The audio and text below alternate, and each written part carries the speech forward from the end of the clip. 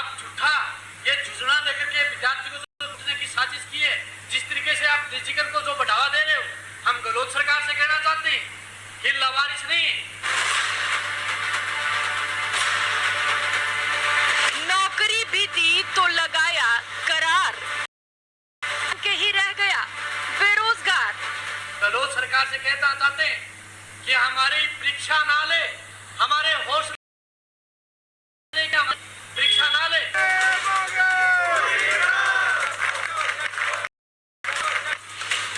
बना दी कमेटी, दिखाना था प्रयास, फिर लोकेशन तो यही दिखा रहा है, दोस्त की शादी है, मस्ती से बजाना। फिर एक बार धरी रह गई हरास। इस तरीके से गोली देकर के विद्यार्थी को गुमराह कर रहे हो। पुराना ही मलाल नहीं हुआ विदा, निकाली बम्पर नौकरी, शर्त संविदा। विद्यार्थी को गुमराह कर रहे हो, आप सुविधा के नाम पर गुमराह कर रहे हो। ये ज्यादा दिन तक नौटंकी नहीं चलेगी।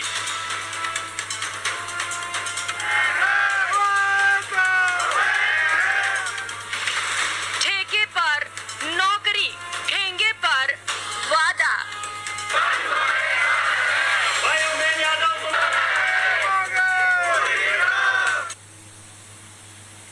नौकरी, नौजवान और नेता। नेता मंच मिलते ही नौजवानों पर भाषण दे देते हैं। नौजवान जब अपनी जंग का मैदान चुनता है तो अकेले रह जाता है। साथ देने आते हैं वो नेता जिन्हें हम विपक्ष के तौर पर जानते हैं। सत्ता की तरफ से आता है संदेश, प्रतिनिधि मंडल बनाओ, आ जाओ, बात करते हैं। वक्त के सफर में सत्ता और विपक्ष में बैठे दलों के रोल बदल जाते हैं, पर नौजवानों का संघर्ष यूं ही चलता रहता है। हाँ, इतना जरूर है कि उनके हिस्से में कमेटी दर कमेटी आती जाती है। नमस्कार, आप देख रहे हैं ठेके पर नौकरी, ठेंगे पर वादा। आपके साथ मैं हूं स्वप्निल। आयोगों और बोर्डों की भयानक अराजकता के बीच बहुत से पद खाली के खाली ही रह जाते हैं। भर्तियां होती भी हैं तो संविदा पर। मरुधरा में बहुत से संविदा कर्मी बरसों से काम कर रहे हैं और एक नया बेड़ा इनकी फौज में जुड़ने की तैयारी में है। सरकारी से कम वेतन, ज्यादा शोषण का सामना करने वाली फौज, यानी आज के गिरमिटिया। सवाल यही है कि अब पहले संविदा को अलविदा कह इनको मुक्ति मिलती है या अगले इलेक्शन के वक्त फिर वादा।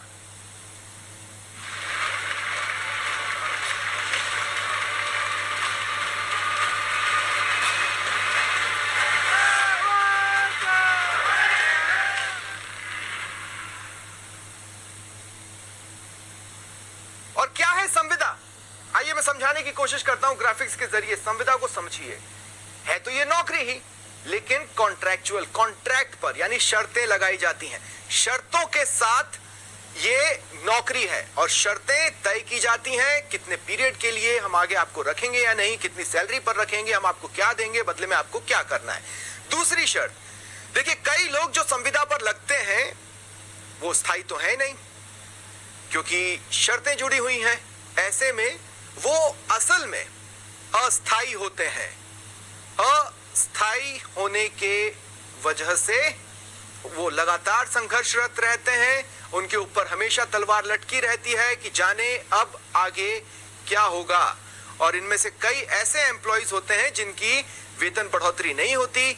कुछ के लिए जरूर ये रहता है कि उनकी वेतन को 10% तक हम बढ़ा देंगे, लेकिन इमेजिन कीजिए अगर कोई 5,000 की सैलरी पे काम कर रहा है तो फिर 10% की बढ़ोतरी उसके लिए क्या मायने रखती होगी। तो ये तो बात हुई कि संविदा की नौकरी किस तरह की होती है। अब आपको समझाने की कोशिश करता हूं कि आखिर क्यों सितमगर है संविदा, यानी क्यों वो लोगों के ऊपर सितम का काम करती है। जैसा कि मैंने आपसे कहा, जो लोग स्थायी हैं उनसे इनका वेतन कम होता है और काम इनसे ज्यादा लिया जाता है। कई लोग 12 घंटे काम करते हैं और जुदा काम भी इनसे करवाए जाते हैं। देखिए, होता यह है कि आपको जी हजूरी भी करनी पड़ सकती है, नहीं तो आपके ऊपर तलवार बनी रहेगी। ऐसे में उनसे जो उनका काम है उससे ज्यादा भी काम ले लिया जाता है। दूसरी बात, जो इसे संविदा को सितमगर बनाती है वो ये है कि तलवार हमेशा इनके ऊपर लटकी हुई है। कभी भी तलवार चल सकती है, कभी भी इनको हटाया जा सकता है। हाल ही में हेल्थर में कुछ लोग हटे हैं, वो भी बिना नोटिस के। हाईकोर्ट ने आदेश भी दिया है, लेकिन उसके बावजूद भी वो अभी भटक रहे हैं। और तीसरी सबसे अहम पॉइंट जो है, संविदा की जो राह है वो आप तय मान लीजिए कि शोषण की राह है। किसी की भी नाक के नीचे उनका शोषण होता रहता है। सिस्टम यहां पर आकर क्यों धोखा खा रहा है मैं नहीं जानता। और चलिए अब बात कर लेते हैं उन सवालों की जिनके आसपास आज हमारी ये डिबेट रहने वाली है। सवाल नंबर 1 मैं आपको बता देता हूं। सवाल नंबर 1 ये है कि ठेके पर जो नौकरी है, ये जो अब शुरू हो चुका है नौकरी के नाम पर सरकारों की ओर से, तो नौकरियों में आखिर ये ठेका प्रथा क्यों है? ये तो आपका वादा नहीं था। आपके मैनिफेस्टो में आपने लिखा था नौकरी देंगे, लेकिन तब आपने ये स्पष्ट क्यों नहीं किया कि वो नौकरी दरअसल संविदा पर होगी? अहम सवाल है सवाल नंबर 2। और इससे किसी का कोई लेना देना नहीं है। जो लोग भुगत रहे हैं उनका तो बिल्कुल भी नहीं। सरकारी खजाना कंगाल है क्या इसलिए ये हाल है कि आप ठेके पर नौकरी निकाल रहे हैं, आप कॉन्ट्रैक्ट के जरिए नौकरी निकाल रहे हैं, आप संविदा कर्मियों की भर्ती कर रहे हैं? अगर खजाना कंगाल है तो ये इन बेरोजगारों की समस्या कैसे हो सकती है? ये आपकी समस्या है, इसका सामना आपको करना है, इसका समाधान आपको ढूंढना है। इससे बेरोजगारों का क्या लेना देना? सवाल नंबर 3, अभी देखिए पुराने ही जो संविदा कर्मी है प्रदेश में, उन्हीं की संख्या बहुत ज्यादा है। ऐसे में नई संविदा कर्मियों की नियुक्ति निकालना एक नई फौज को बनाने जैसा है। जब पुराने ही आंदोलन कर रहे हैं और आप उन्हीं का रास्ता नहीं खोज पा रहे हैं, तो फिर इस नई फौज को क्यों तैयार कर रहा है? और सवाल नंबर 4 है, ये जो ठेका प्रथा चल रहा है, समझना होगा कि क्या ये युवाओं के टैलेंट से बड़ा समझौता है? क्या ठेका प्रथा की वजह से टैलेंट से बड़ा समझौता किया जा रहा है? इंग्लिश में बोले तो क्या कॉम्प्रोमाइज हो रहा है टैलेंट इस ठेका प्रथा के कारण? ये एक अहम सवाल है जिसे हम खंगालने की कोशिश करेंगे। तो चलिए आप ग्राफिक्स में देखिए कुल कितने संविदा कर्मी प्रदेश में हैं और किस तरह से इनमें से अधिकतर धड़े अलग अलग समय पर हड़ताल पर जाते रहते हैं और अपनी वेदना सरकार तक बताते हैं। और अब आंदोलनों की सरकारों को इस हद तक आदत हो गई है कि कुछ आंदोलन तो उन्हें दिखाई भी नहीं देते। चाहे वो केंद्र सरकार हो या प्रदेश सरकार हो, वो उसे आंदोलन मानने को तैयार ही नहीं होते। और ऐसे में अगर ये लोग प्रदर्शन करने प्रदेश के बाहर दिल्ली में डेरा जमा दें, तो सरकारों से हो जाता है कि आखिर ये अनदेखे क्यों रह गए? आखिर इस धड़े को दिल्ली जाने की जरूरत क्यों पड़ी? वो दिल्ली में किस हाल में है? ये भी आज डिबेट के दौरान आपको दिखाने की कोशिश करेंगे, बताने की कोशिश करेंगे।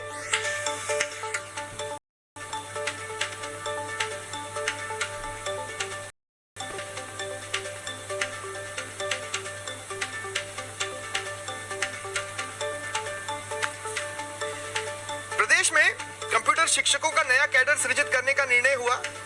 10,453 पदों के सृजन और इन पर संविदा आधार पर आवश्यक तत्काल भर्ती के लिए स्वीकृति मिली। और इसके बाद से वो बेरोजगार जिन्होंने कंप्यूटर की डिग्री ली है वो आंदोलनरत हैं। देखिए इस बात को भी समझना होगा, इनके परिवार है, इन्होंने सरकारी नौकरी के लिए रास्ता इसलिए चुना क्योंकि वो लोन चाहिए तो इधर उधर नहीं पैसाबाजार.com जाइए। छत से लोन अप्रूवल, फट से पैसाबाजार.com। हेलो गाइस, मैं युवराज सिंह महोबा यूपी से और मैंने अपनी जेई की तैयारी एश्योरेंस चाहते हैं जॉब को लेकर, इसलिए नहीं कि उनके ऊपर तलवार लटकी रहे। तो यही का सॉल्यूशन नहीं हुआ है तो फिर नई भर्तियां वो भी संविदा पर क्यों? और ये सिर्फ हमारे प्रदेश का हाल नहीं है, यूपी में भी यही स्थिति है, एमपी छत्तीसगढ़ में भी यही स्थिति है। जहां जो दल है उसको इन लोगों का सामना करना पड़ रहा है। इसी पर चर्चा करेंगे। मेरे साथ जो गेस्ट पैनल मौजूद है, आइए मैं आपको करवा देता हूं। आशीष चतुर्वेदी जी बीजेपी नेता हैं, डॉक्टर प्रदीप चतुर्वेदी कांग्रेस नेता हैं, महेश आगोतिया जी वरिष्ठ पत्रकार हैं, महेश दाधीच हमारे सहयोगी जयपुर से हमारे साथ जुड़ रहे हैं, उनके साथ कुछ गेस्ट रहेंगे, राजीव तिवारी हमारे दिल्ली सहयोगी हमारे साथ हैं जो आपको बताएंगे उन लोगों की दास्तां जो दिल्ली में डटे हुए हैं पिछले कई दिनों से। आप सभी का स्वागत है न्यूज़ 18 राजस्थान पर। सबसे पहले अवधेश जी मैं आपके पास आ रहा हूं। जब देश आजाद हुआ था, ये आपका ओपनिंग कमेंट रहेगा डिबेट के लिए, देश आजाद हुआ तो सरकारी सेवा का स्वरूप विकसित किया गया और उसमें इस बात का खास तौर पर ध्यान रखा गया। देखिए कौन लोग थे डिसाइड करने वाले, नेहरू जी, सरदार पटेल। उन्होंने ये माना कि सरकारी सेवा में काम करने वाले को अनिश्चितता के भय से यथासंभव दूर रखे ताकि वो निष्पक्ष होकर काम कर सके और अपना 100% दे। संविदा इसे पूरी तरह से नकार देती है। जी बिल्कुल स्वप्निल जी, देखिए मनमोहन सिंह सरकार के समय बीजेपी ने एक टर्म कॉइन किया था, पॉलिसी पैरालिसिस। यहाँ पे जो सरकारी नौकरियों की पूरी व्यवस्था है, खासतौर पर अपने राजस्थान में, वो पूरी तरह से पॉलिसी पैरालिसिस की शिकार है।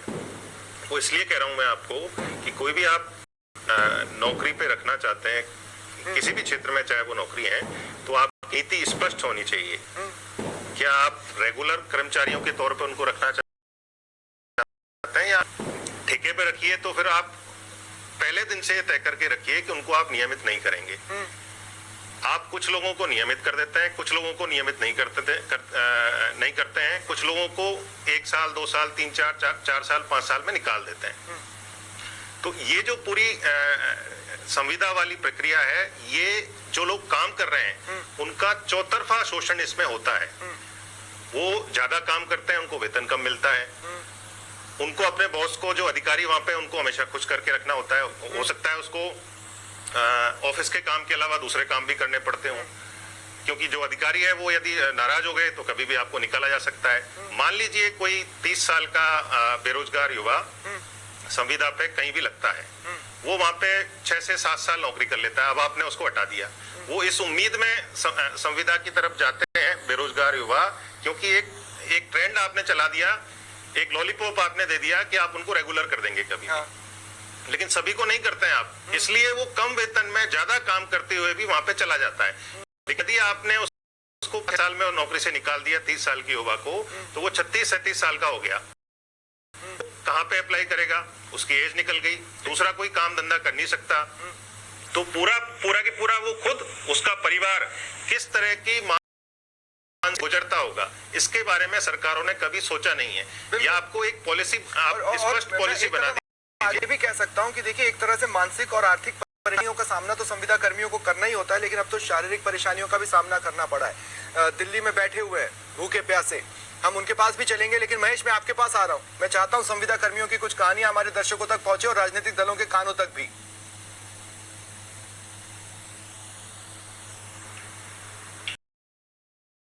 साथ में इस समय जो है कंप्यूटर के अभ्यर्थी हैं जो विरोध कर रहे हैं। दिल्ली में भी जो अभ्यर्थी हैं वो है, और यहाँ राजस्थान में जो रह करके लगातार इस विरोध को उठा रहे हैं। अश्विनी हमारे साथ में है, और शिक्षा विभाग की जो तमाम जो मदरसा और शिक्षा पैरा टीचर्स की बात हो, उसको उठाते रहे हैं यहाँ पर। वो गेस्ट भी हमारे साथ में है, सैयद मसूद अख्तर हमारे साथ में है, और अरुण शर्मा, जो कि से रिलेटेड जो तमाम संविदा के मसले हैं वो उनको उठाते।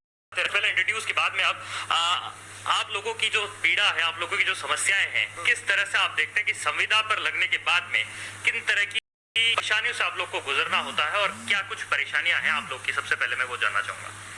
सर, संविदा एक शब्द ऐसा हो गया कि संविदा पे लगा है आज तक। जो मैं 2000